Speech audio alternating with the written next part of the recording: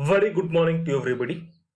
Welcome you all for the fourth session of classical unit.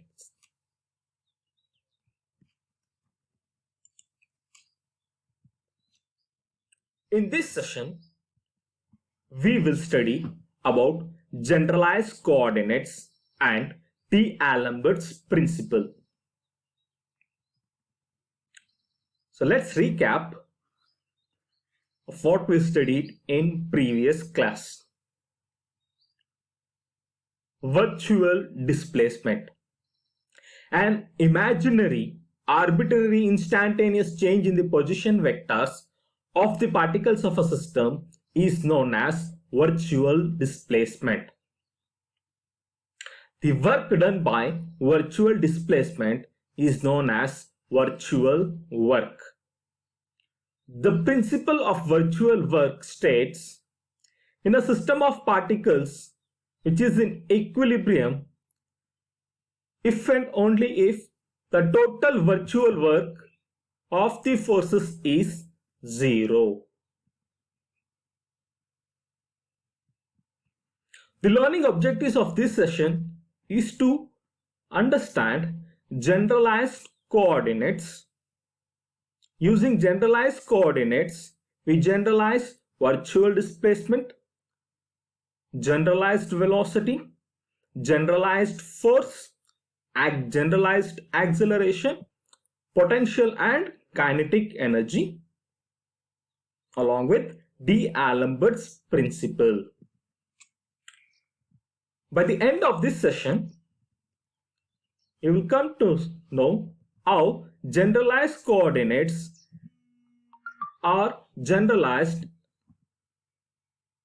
with their physical quantities and D'Alembert's principle.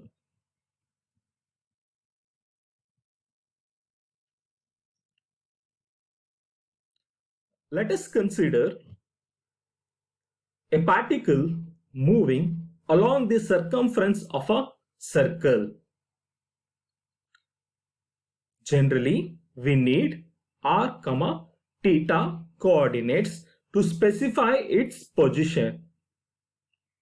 However, if r is constant, only theta is sufficient to describe the position of a coordinate. Similarly, for a particle moving on a surface of a sphere, we need theta and phi. In general, the set of independent coordinates which are sufficient in number to describe completely state of a configuration of a dynamical system, which are represented by Q1, Q2, Q3, so on up to Qn, is called as generalized coordinates.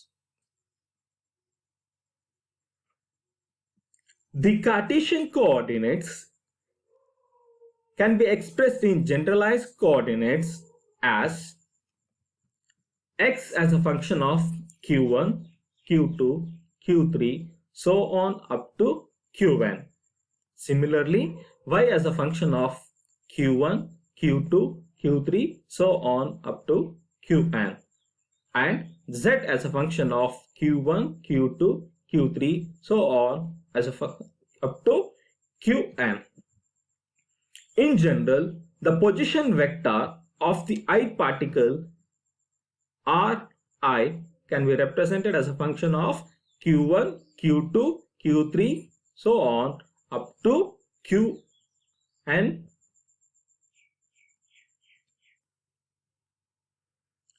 Let us consider the motion of a simple pendulum. Generally, we use motion in a plane is described in Cartesian coordinates x and y.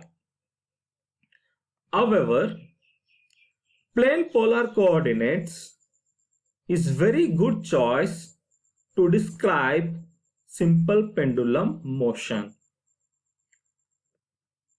So old set Cartesian coordinates are now converted to new set polar coordinates. The relationship between old set of coordinates to new set of coordinates which are compatible with the constraint motion. This transformation from set of old coordinates to new coordinates is known as generalized coordinates. In this simple pendulum motion, the relationship between old coordinates and new coordinates is given by theta is equal to tan inverse of y by x. If the length of a pendulum is inextensible, only theta is sufficient to describe pendulum motion. So theta is equal to q1 is a generalized coordinates for a simple pendulum. Similarly, for a particle moving on a circumference of a circle, theta is equal to q1 will be the generalized coordinates.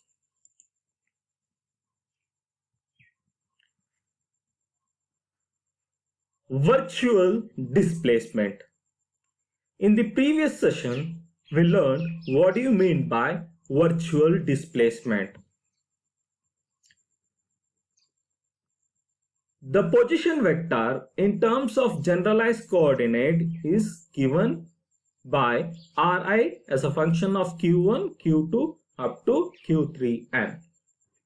Differentiating partially, this reduces to delta Ri is equal to summation I is equal to n dou Ri by dou kj delta qj.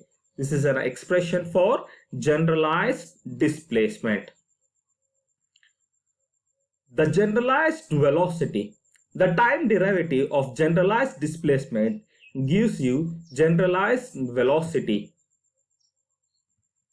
The expression obtained on differentiating generalized displacement, we obtain Vi is equal to summation of I is equal to 1 to n dou Ri by dou qj into qj dot plus dou Ri by dou t. Generalized acceleration. The time derivative of generalized velocity gives the generalized acceleration. The expression for generalized acceleration is given by this expression.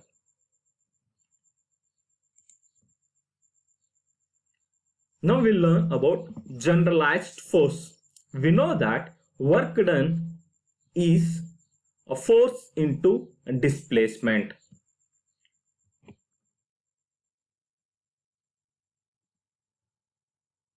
Delta W is equal to summation of Fi dot delta Ri.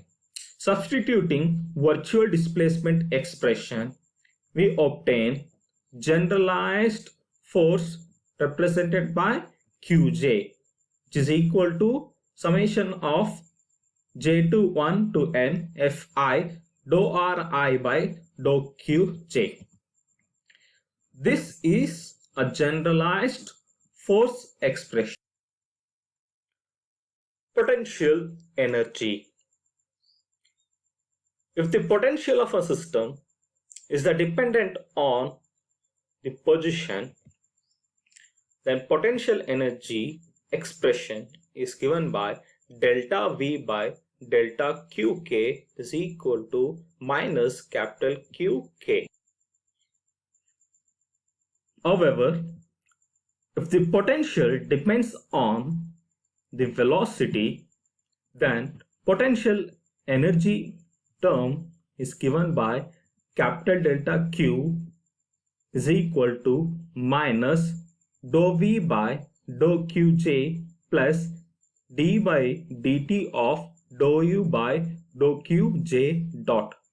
The second term in this expression is a velocity dependent potential.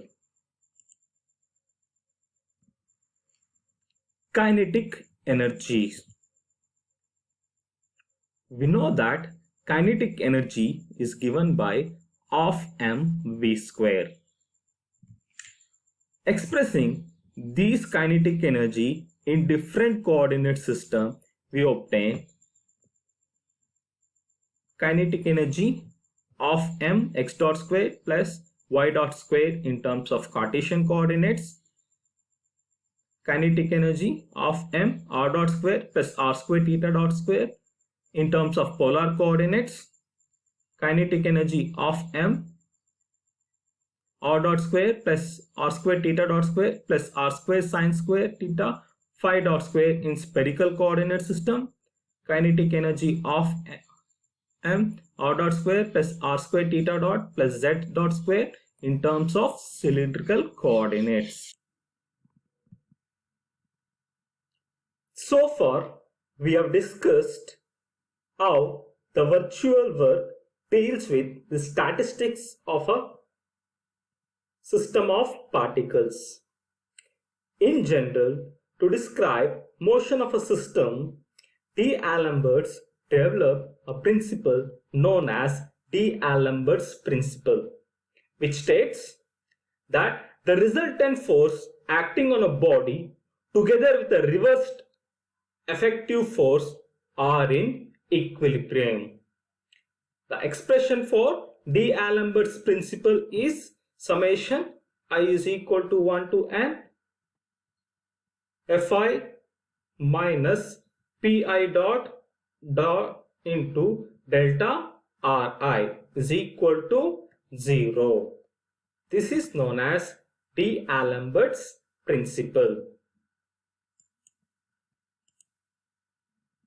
So, in this session, we have learned what do you mean by generalized coordinates and the generalized coordinates for virtual displacement, velocity, force, acceleration, potential and kinetic energy in terms of generalized coordinates. We also studied D'Alembert's principle. Now let's have a small MCQs. Question number 1. Generalized coordinates.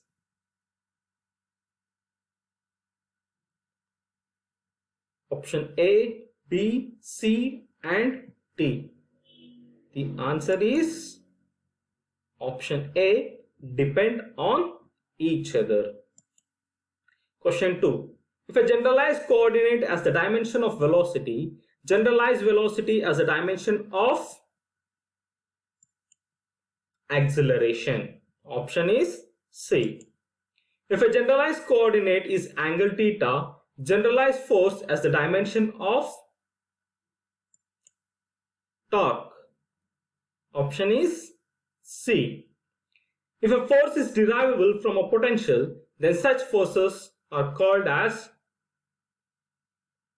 conservative force. Option A. The expression is known as D'Alembert's principle or law. So you can refer for the sources: